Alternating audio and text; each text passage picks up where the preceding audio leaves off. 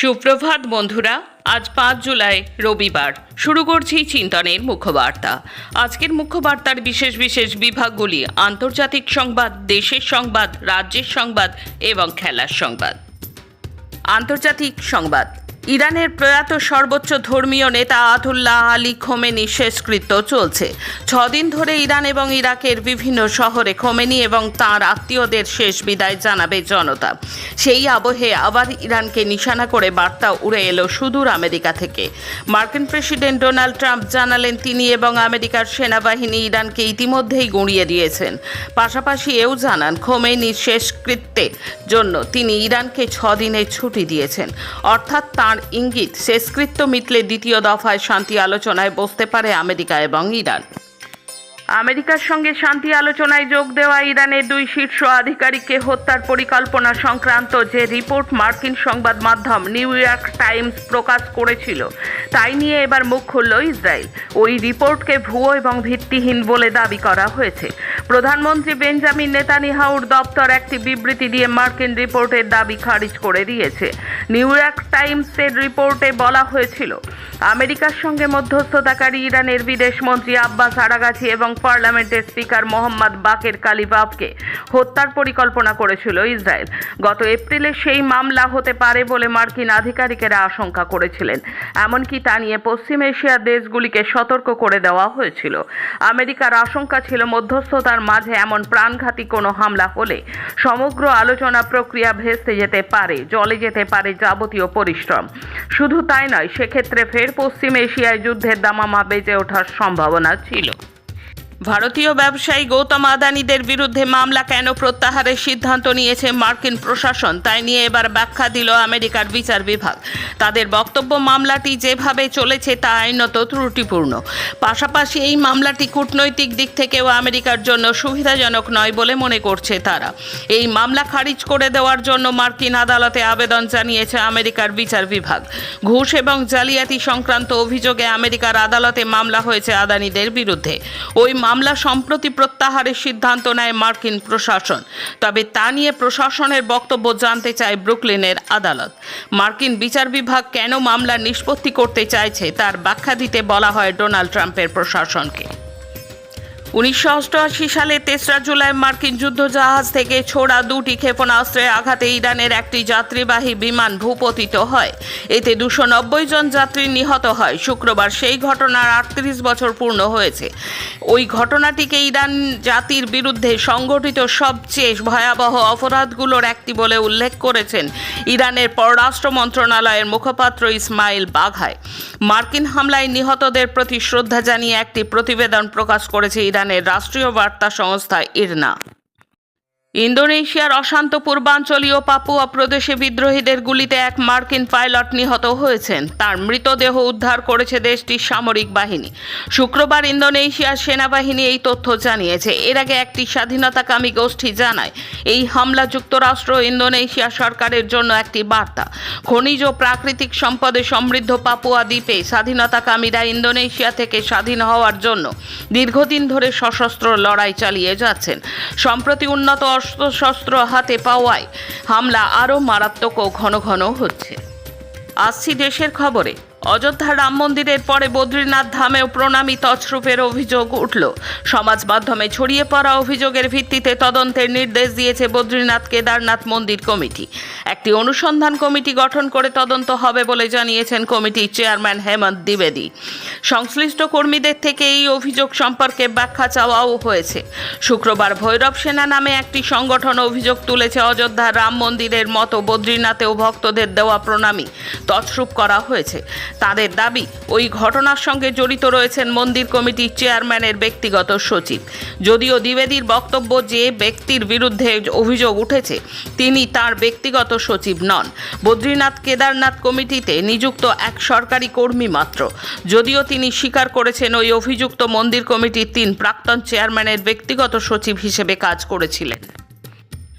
বাদল অধিবেশনের আগে লোকসভার সংখ্যার সমীকরণ বদলে গিয়েছে অনেকটাই। তৃণমূলের বিদ্রোহী 20 সাংসদ, শিবসেনা 6 সাংসদের সমর্থন ইতিমধ্যেই শাসক জোট এনডিএর দিকে ঝুঁকে পড়েছে।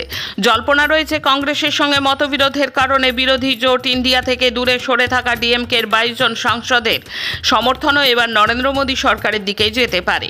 বদলে যাওয়া এই আবহে আগামী 20 জুলাই থেকে সংসদের বাদল অধিবেশন শুরু হতে চলেছে। সেখানে কেন্দ্র 130 এবং 131তম সংবিধান সংশোধনী বিল পাশ করানোর চেষ্টা করতে পারে বলে শনিবার সরকারি সূত্র উদ্ধৃত করে প্রকাশিত কয়েকটি প্রতিবেদনে দাবি করা হয়েছে। সরকারি স্কুলে কোনো পড়ুয়াকে হিন্দু প্রার্থনা করতে বাধ্য করা যায় না। ছত্তিশগড়ে বিজেপি সরকারের একটি নির্দেশ সম্পর্কে এই কথা সাফ জানিয়ে ছত্তিশগড় হাইকোর্ট বলেছে, এই ধরনের কোনো ঘটনা ঘটলে উপযুক্ত ব্যবস্থা নেওয়া হবে। গত মাসের এক সরকারি নির্দেশে বলা হয়, নতুন শিক্ষাবর্ষ শুরু থেকে ওই রাজ্যের সমস্ত সরকারি স্কুলে সরস্বতী বন্দনা, গায়ত্রী মন্ত্রের মতো প্রার্থনা বাধ্যতামূলক করা হচ্ছে। ধর্মনিরপেক্ষতা ও সাংবিধানিক অধিকারের প্রশ্ন তুলে এই নির্দেশের বিরোধিতা করে হাইকোর্টে যান ছত্তিশগড় ওয়াকফ বোর্ডের চেয়ারপারসন আব্দুস সালাম রিজভি সহ বেশ কয়েকজন। জঙ্গি ও বিচ্ছিন্নতাবাদী নেতাদের মহিমান্বিত করা হয়েছে। জম্মু কাশ্মীরের পড়ুয়াদের জন্য দেওয়া বইয়ে বিভিন্ন সরকারি স্কুল লাইব্রেরিতে রাখার জন্য ওই বইটিকে অনুমোদনও করাও হয়েছে। এই নিয়ে শুরু হয়েছে বিতর্ক। জম্মু কাশ্মীরের সরকারের তীব্র সমালোচনা করেছে বিজেপি এবং একাধিক নাগরিক সংগঠন। কিভাবে জঙ্গিদের প্রশংসা করা বই সরকারি স্কুল লাইব্রেরির জন্য অনুমোদিত হয়, তাই নিয়ে প্রশ্ন তুলেছে তারা। এই নিয়ে বিতর্ক শুরু হতেই তদন্তের নির্দেশ দিয়েছে ওমর আবদুল্লাহর সরকার। জম্মু কাশ্মীরের বিভিন্ন সরকারি স্কুলের লাইব্রেরির জন্য অনুমোদিত হয়েছে personalities and legends of Jammu Kashmir নামে একটি বই। তাতে সমগ্র শিক্ষা জম্মু অ্যান্ড কাশ্মীর লোগো দেওয়াও আছে। অভিযোগ, ওই বইতে বিচ্ছিন্নতাবাদী নেতা এবং সাজাপ্রাপ্ত জঙ্গিদের মহান ব্যক্তিত্ব কিংবদন্তি হিসেবে তুলে ধরা হয়েছে। বিজেপির দাবি, দেশপ্রেমের শিক্ষা দেওয়ার পরিবর্তে এমন সব ব্যক্তিকে মহিমান্বিত করা হচ্ছে যারা ভারতকে খণ্ডিত করার লক্ষ্যে যুদ্ধ শুরু করেছিল। সংঘ নেতাকে ঘিরে দানচোর স্লোগান উঠল। বিমানে 5 কোটি সোনায় মোড়া রামচরিত মানস চুরি গেছে, অভিযোগ প্রাক্তন স্বরাষ্ট্র সচিবের। নীরবতা ভাঙতে মোদীকে খোলা চিঠি দিল ককরোচ জনতা পার্টি। ওয়াংচুংয়ের অনশনকে সংহতি জানালেন ব্রিটাস সহ বামপন্থী যুব নেতৃবৃন্দ। অবশেষে টেলিগ্রাফ পত্রিকার প্রাক্তন সম্পাদক, বিশিষ্ট ও প্রবীণ সাংবাদিক আর রাজাগোপাল তাঁর পুনর্নবীকৃত পাসপোর্ট হাতে পেলেন। নয়া ফ্যাসিবাদী শাসনের বিরুদ্ধে স্লোগান তোলা কখনোই রাষ্ট্রবিরোধিতা নয়। বিচারপতির এই পর্যবেক্ষণের সমর্থনে বিবৃতি দিলেন সিপিআইএম সাধারণ সম্পাদক এম এ বেবি। বিজেপি শাসিত মধ্যপ্রদেশে হাসপাতালের চিকিৎসককে যৌন হেনস্থা বিজেপির এক যুব নেতার। প্রতিবাদ করলে ওই বিজেপি নেতার হুমকি, গুলি করে মারব। এখন রাজ্যের খবর। অন্নপূর্ণা যোজনার সুবিধা থেকে বঞ্চিত হওয়ার অভিযোগ তুলে ধূপগুড়ি পৌরসভার বিরুদ্ধে ক্ষোভ উগরে দিলেন একদল উপভোক্তা। বারবার পৌরসভায় জানিয়েও সুরাহা না মেলায় শেষ পর্যন্ত প্রতিকারের আশায় তাঁরা মহকুমা শাসকের দপ্তরের দ্বারস্থ হলেন। অন্যদিকে এই যোজনার কাজে গাফিলতির অভিযোগে শোকজ করা 32 জন পৌরকর্মী এদিন মহকুমা শাসকের দপ্তরে হাজির হয়ে তাঁদের লিখিত জবাব জমা দিলেন। ভুক্তভোগী মহিলাদের অভিযোগ, নিয়ম মেনে অফলাইনে অন্নপূর্ণা যোজনার ফর্ম জমা দেওয়া সত্ত্বেও তারা সরকারি সুবিধা থেকে বঞ্চিত। তাদের দাবি, বিষয়টি নিয়ে পৌরসভায় যোগাযোগ করা হলে তাদের অনলাইনে আবেদন করতে বলা হয়, কিন্তু অনলাইনে আবেদনের পরেও টাকা না মেলায় তারা ফের পৌরসভায় যান। অভিযোগ, সেখানে গিয়ে দায়িত্বপ্রাপ্ত কর্মীদের দেখা মেলেনি। কোনো সদুত্তর না পেয়ে বাধ্য হয়ে তারা মহকুমা শাসকের দপ্তরে এসে বিক্ষোভ দেখান। রাজ্যের প্রাক্তন মুখ্য সচিব দুষ্যন্ত নারিওয়ালাকে পশ্চিমবঙ্গ সেন্ট্রাল স্কুল সার্ভিস কমিশনের চেয়ারম্যান পদে নিয়োগ করা হয়েছে। রাজ্যের মুখ্য সচিব পদ থেকে তাকে অব্যাহতি দেওয়ার পরেই দিল্লিতে রেসিডেন্ট কমিশনারের দায়িত্বও দেওয়া হয়েছিল। শুধু তাই নয়, একই সঙ্গে তিনি সামলাচ্ছিলেন এনএসএটিআই এর ডিরেক্টর জেনারেল এবং এনএসটিসি এসএসসির চেয়ারম্যানের দায়িত্ব। এবার তার সঙ্গে জুড়ল স্কুল সার্ভিস কমিশনের চেয়ারম্যান পদও। মানব পাচার চক্রের বিরুদ্ধে বড়সড় সাফল্য পেল ইসলামপুর পুলিশ জেলা। শুক্রবার রাতে অত্যাধুনিক প্রযুক্তির ব্যবহার করে বিশেষ অভিযানে ইসলামপুর শহরের চম্পাবাগের রেড লাইট এলাকা থেকে বিহারের 17 জন নাবালিকাকে উদ্ধার করেছে পুলিশ। একই সঙ্গে এই ঘটনায় জড়িত থাকার অভিযোগে 4 জনকে গ্রেপ্তার করা হয়েছে। ধৃতদের নাম নূরজাহান বেগম, তসলিমা খাতুন, মোহাম্মদ সেলিম এবং মোহাম্মদ নিজাম।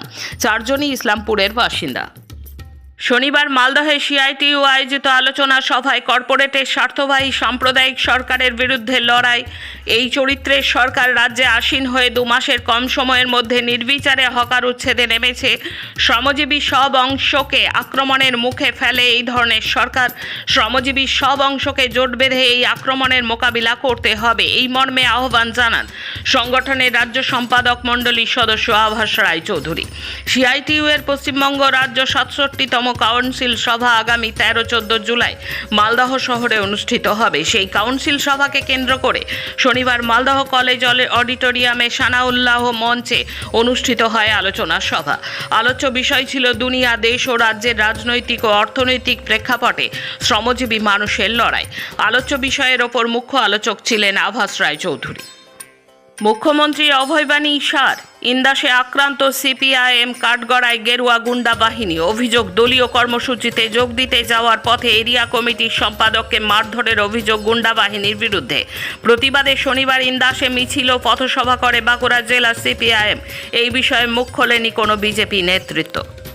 শেষে খেলার খবর। উইম্বলডনের এককে প্রথম রাউন্ডের ম্যাচে হাঁটুতে চোট পাওয়ায় বড় বোন ভেনাসের সঙ্গে জুটি বেঁধে দৈত্যের ম্যাচ খেলা হচ্ছে না সেরেনা উইলিয়ামসের। ম্যাচটি থেকে সরে দাঁড়িয়েছেন 23 বারের গ্র্যান্ডস্লাম জয়ী তারকা। ফিফা বিশ্বকাপ 2026। বর্তমান বিশ্ব চ্যাম্পিয়ন আর্জেন্টিনা কেপ ভার্দের কাছে কঠিন চ্যালেঞ্জের মুখে পড়েছিল। নির্ধারিত সময়ে 1-1 গোলে ড্র হওয়ার পর অতিরিক্ত সময়ে জিতে তারা শেষ 16 নিশ্চিত করেছে। চোট কাটিয়ে অনুশীলনে ফিরেছেন রাফিনহা, যা নরওয়ের বিরুদ্ধে ম্যাচের আগে ব্রাজিল দলের জন্য বড় স্বস্তি। রাউন্ড অফ 16 সূচি কলম্বিয়া 8 বছর পর নকআউট পর্বে জায়গা করে নিয়েছে। আজকের মুখ্য বার্তা এই পর্যন্ত। নমস্কার।